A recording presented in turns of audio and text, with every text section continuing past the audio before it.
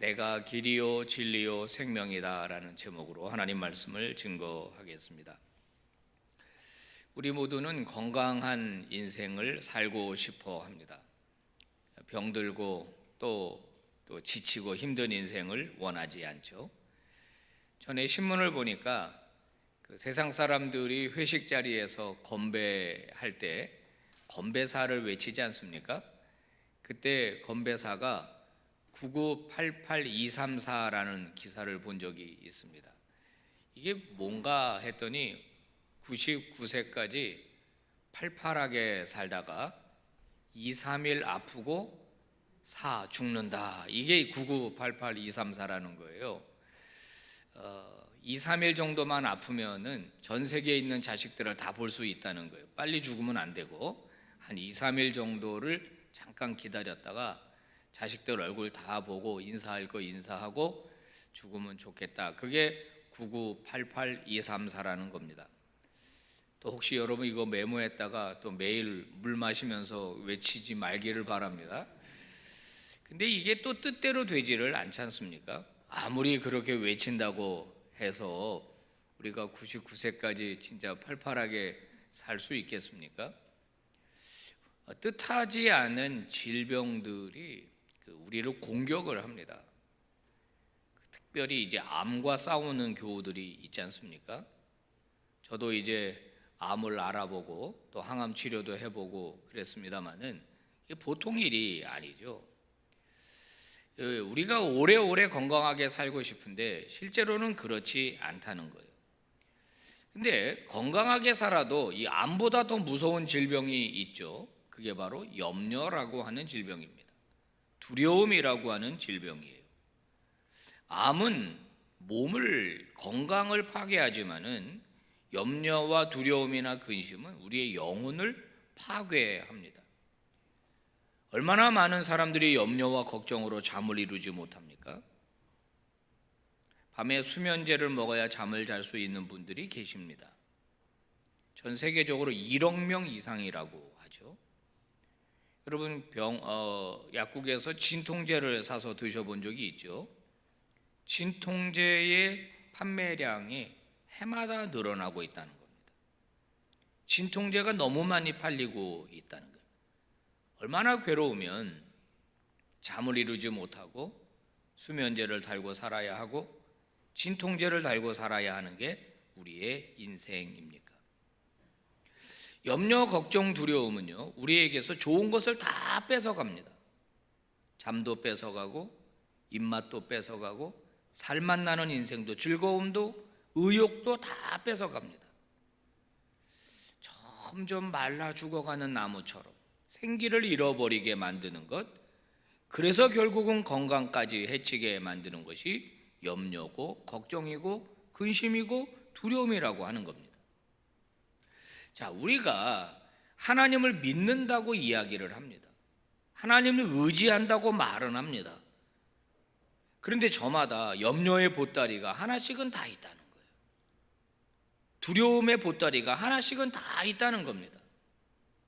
찬송도 하고 예배도 드리고 하기는 하는데 이 보따리를 어떻게 해결하지를 못하는 겁니다.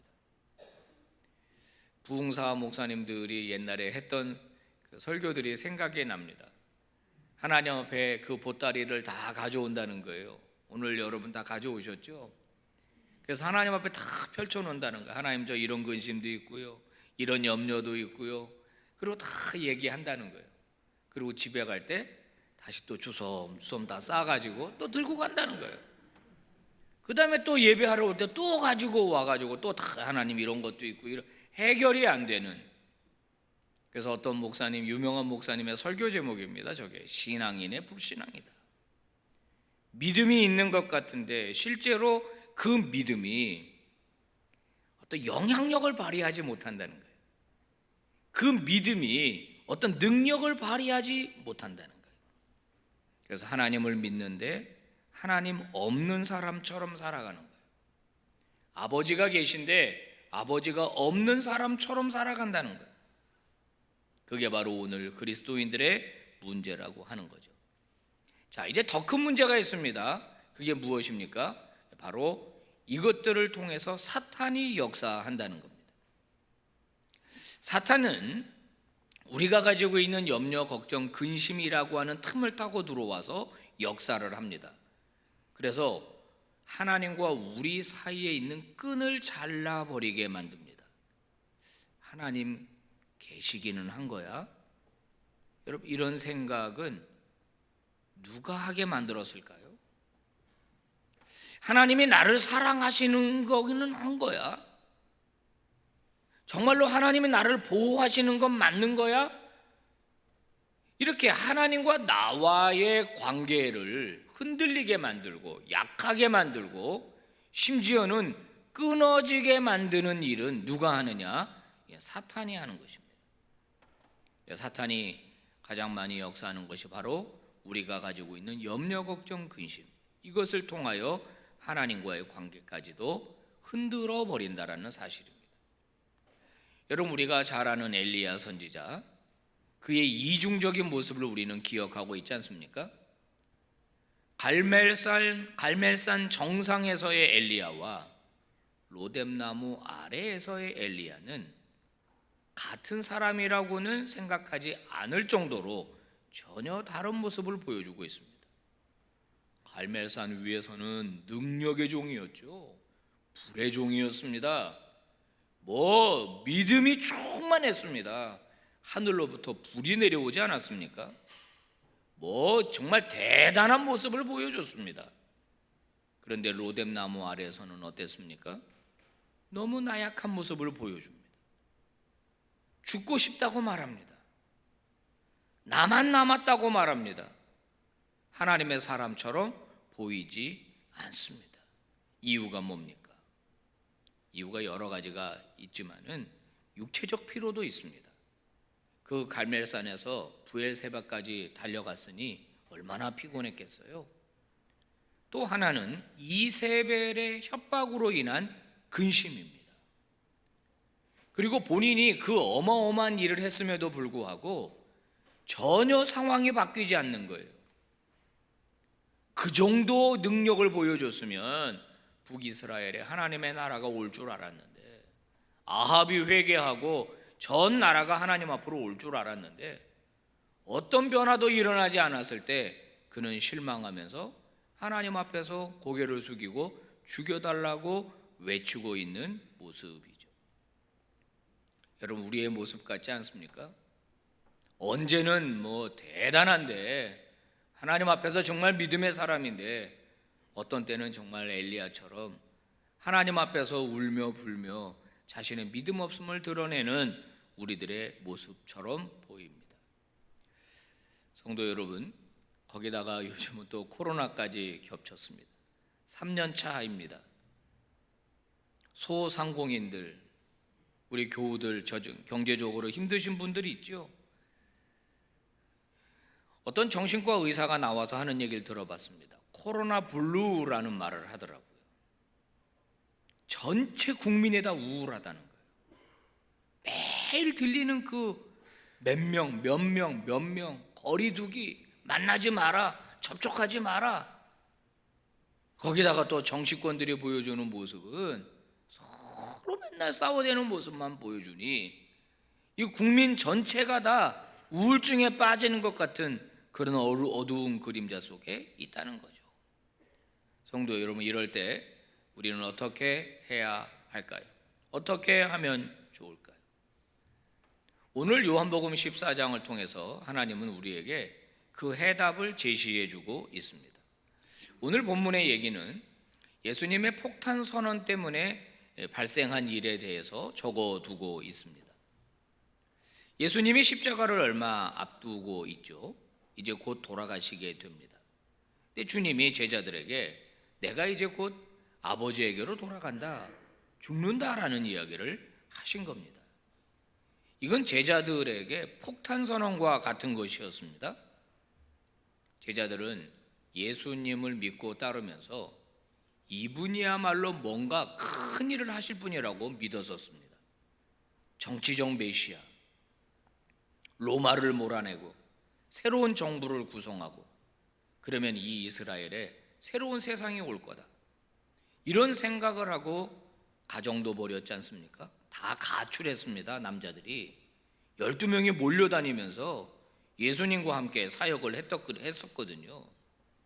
야, 조금만 참으면은 예수님이 하나님의 나라를 세울 거야, 여기에 다윗의 왕국을 재건할 거야, 이런 기대가 있었습니다. 그런데 죽는다니, 아버지께로 돌아간다니, 제자들로서는 황당한 얘기가 아닐 수가 없는 겁니다. 이거 뭐지 이거? 제자들은 불안해합니다. 근심 속에 사로잡힙니다. 그래서 예수님하고 대화를 나누는데 대화 내용이 진짜 횡설수설입니다. 예수님이 아버지께로 간다 그러니까 도마가 뭐라 그럽니까? 우리가 어디로 가시는지 어떻게 알겠사옵나이까, 이런 얘기를 하고 있습니다. 예수님이 아버지께로 간다 그러면 바로 알아들어야죠. 제자들이 아직도 예수님이 누구신지 모르고 있다는 거예요. 아직도 아버지께로 간다 그러는데 어디로 가십니까? 그 길을 우리가 어떻게 압니까? 이런 소리를 합니다. 빌립은 또 뭐라 그럽니까? 주님, 그러면 그 아버지를 좀 보여주십시오. 예수님이 얼마나 답답하셨을까 저는 상상이 됩니다. 뭐라고 말해줍니까? 야, 이렇게 오래 나와 함께 지냈는데, 나를 본 자는 아버지를 보았는데, 내가 아버지 안에 있고 아버지가 내 안에 있는데 나를 그렇게 보고서도 또 아버지를 보여달라고 하느냐? 사랑하는 여러분, 지금 대표적으로 도마와 빌립이 예수님에게 질문을 했습니다마는 예수님의 제자 공동체는 예수님이 누구신지 정확하게 모르고 있는 것 같습니다. 그러니까 예수님이 계속 뭐라고 말하죠? 나를 믿어라, 나를 믿어라, 나를 믿어라. 야, 이 바보들아, 내가 누군지 모르는 거야 라고 말씀하고 있는 겁니다. 이 불안해하는 제자들, 헤매는 제자들에게 주님이 해주신 말씀은 아주 간단합니다. 우리 주님은 뭐 구구절절한 설명이 없습니다. 오늘 본문 1절입니다. 같이 봉독해 봅시다. 시작. 너희는 마음에 근심하지 말라. 하나님을 믿고 또 나를 믿으라. 아멘. 다른 처방이 없습니다. 그냥 딱 이 한마디예요. 나 믿어. 나를 믿어. 근심하고 염려하지 마. 나를 믿어. 주님이 누구이십니까? 하나님의 아들입니다. 그분이 왜 이 땅에 오셨습니까? 인간들을 사랑하셔서 그들을 구원하기 위하여 오셨습니다. 예수 그리스도를 믿는 자들을 자기 자녀 삼아 주시고 그들을 끝까지 책임지시려고 이 땅에 오신 분입니다. 우리를 살리려고 죽음의 길을 선택한 분이 주님입니다. 우리에게 평안을 주시기 위해서, 우리에게 행복한 인생을 살게 해주기 위해서 이 땅에 오신 분이 예수 그리스도입니다. 그런 나를 믿어. 내가 책임질 거니까 걱정하지 말고 나를 믿어. 주님이 그런 말씀을 하십니다. 그리고 16절, 오늘 본문은 아닙니다만은 성령님을 소개해 줍니다.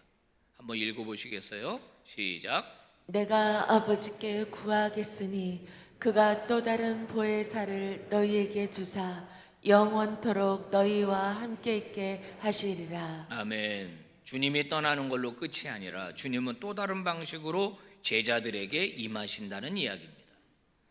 예수님의 또 다른 존재 방식이 성령님이에요. 그래서 성령님은 예수의 영이라고도 부르는 겁니다. 예수의 영. 성령이 오시면 누가 오시는 거예요? 예수님이 오시는 거예요. 성령의 역사하시는 것은 예수님이 역사하시는 거예요. 예수님과 성령님은 다른 분이 아니라 같은 분이라는 거예요. 그분이 오면은 보호해 줄 것이고 은혜를 베풀어 줄 것이고 가르쳐 주실 것이다. 그래서 보혜사거든요. 보호해 주시고 은혜를 베풀어 주시고 스승사자예요. 선생님 노릇해 주시면서 우리에게 가르쳐 주시는 역사를 해 주실 거다. 내가 떠나는 게 아니다. 또 다른 방식으로 너희와 함께 하겠다. 우리에게 너무나 은혜되는 말씀, 내가 너희를 고아와 같이 버려두지 아니하고 너희에게로 다시 오리라. 이게 주님이 제자들에게 하신 약속입니다. 여러분, 이게 기독교의 신비 아닙니까? 예수의 영은 지금 모든 그리스도인들에게 역사합니다. 놀라운 일이죠. 여러분 안에, 제 안에, 지금 영상으로 예배하는 교우들 안에, 또는 우리가 기도하는 미국에 있는, 외국에 있는 우리의 일가 친척들 가운데, 우리의 자녀들 가운데 성령 하나님이 동일하게 역사해 주신다는 거거든요. 성도 여러분, 여러분의 지나간 인생을 한번 잠깐 돌아보시기를 바랍니다. 여러분 가장 힘들고 어려울 때 있으셨죠? 여러분, 우리가 어떻게 여기까지 왔습니까? 지금 이 자리까지 어떻게 우리가 왔습니까? 하나님의 은혜 이야기하지 않고 설명할 수 있는 분 계십니까? 돌이켜보면 정말 인생의 구비구비마다, 위기마다 하나님의 도우심이 있었습니다. 그래서 여기까지 저도 왔고 여러분도 왔을 줄로 믿습니다. 그러면 오늘 이 시점에서 하나님께서 이제 네 혼자 잘해봐라, 우리 주님이 이제 너 혼자 잘해봐라, 나는 모르겠다, 난 손 뗀다, 이러실까요? 아닙니다. 오늘 주님은 뭐라고 약속하셨습니까?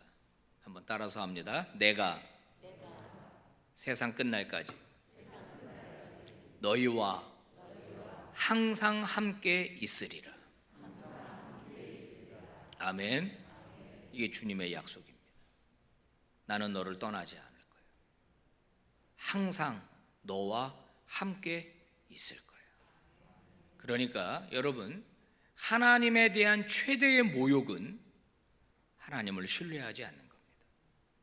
그게 하나님에 대한 최대의 모욕이죠. 반대로 하나님을 깊이 신뢰하게 되면 놀라운 일이 일어나게 될 것입니다. 마치 해가 떠오르게 되면 그 자욱했던 안개가 순식간에 사라지는 것처럼, 성도 여러분, 우리를 둘러싸고 있는 염려, 걱정, 근심거리가 있습니다. 그게 사라지는 게 아니라 그거보다 더 큰 하나님이 계시니까 그것이 더 이상 우리에게 영향력을 끼치지 못하는 거예요. 물론 오래된 불면증은 정신과 치료 받으셔야 합니다. 정신과 가는 것 자체는 큰 문제가 아니에요. 우리가 병원에 가는 거랑 똑같은 겁니다. 필요하면 수면제도 처방받으셔야 될 겁니다. 그러나 기본적으로 하나님을 의지하고 신뢰하고 그분을 붙잡게 되면은 우리 안에 염려, 걱정, 근심들이 사라지게 되면서 주님 주시는 평강이 저와 여러분의 인생을 사로잡게 될 줄로 믿습니다. 잠도 잘 오게 될 것입니다.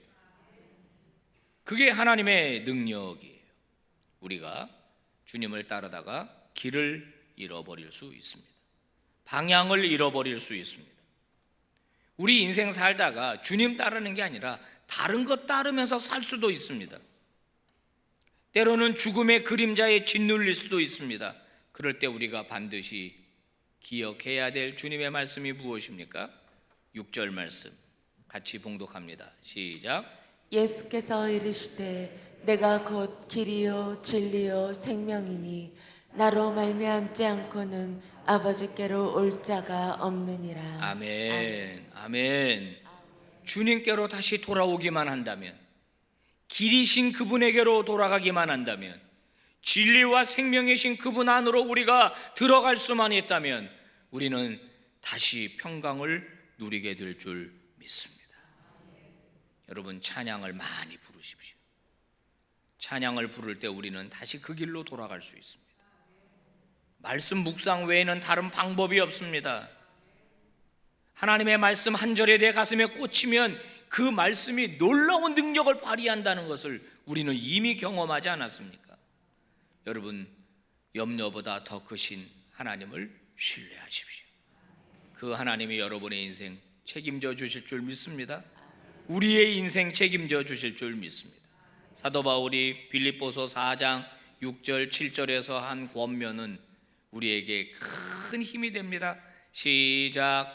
아무것도 염려하지 말고 오직 모든 일에 기도와 간구로 너희 구할 것을 감사함으로 하나님께 아뢰라.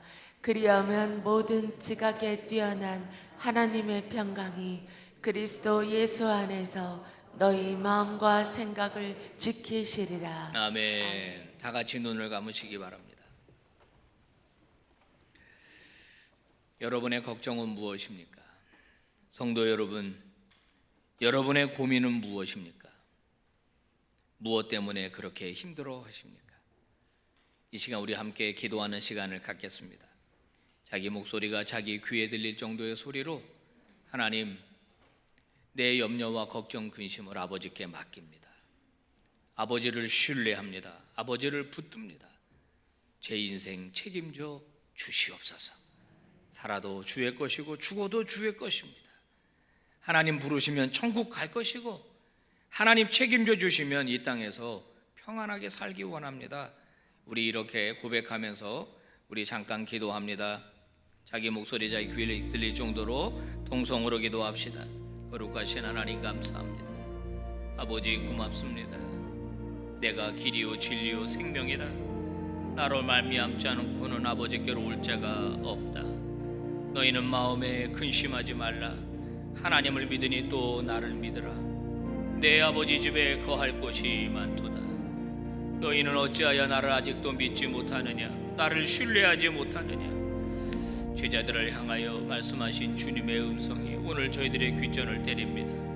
거룩하신 아버지여, 이 시간 주께 기도하는 주의 백성들 한 사람 한 사람 저들의 마음을 주장하시기를 원합니다. 우리의 마음이 하나님께로 돌이키기를 원합니다. 우리의 마음이 주께로 고정되기를 원합니다. 세상 풍파를 바라보지 않게 하옵소서. 세상에서 불어오는 바람 속에 흔들리지 않게 하여 주옵소서. 나의 두 발이 주께로 향하여 반드시 서서 흔들리지 아니하고 암사슴처럼 아버지 주를 향하여 바르게 서는 믿음의 종들 되게 하시길 간절히 원합니다. 아버지 불쌍히 여겨 주옵소서. 이 시간에 은혜가 필요한 주의 백성들이 있습니까? 아버지께서 찾아가 역사하여 주옵소서. 아버지 찬란한 태양이 떠오를 때 아버지 근심의 안개가 사라지게 하시고 염려의 안개가 사라지게 하여 주옵시고 주님 안에서 강한 신뢰와 평강을 얻게 하여 주시기를 간절히 원합니다. 아버지 질병도 떠나가게 하옵소서. 상황도 열리게 하여 주옵소서. 바뀌게 하여 주시옵소서. 우리 빛과 소금의 모든 교우들 주의 말씀으로 지켜주시고 주의 말씀으로 보호하여 주시옵소서.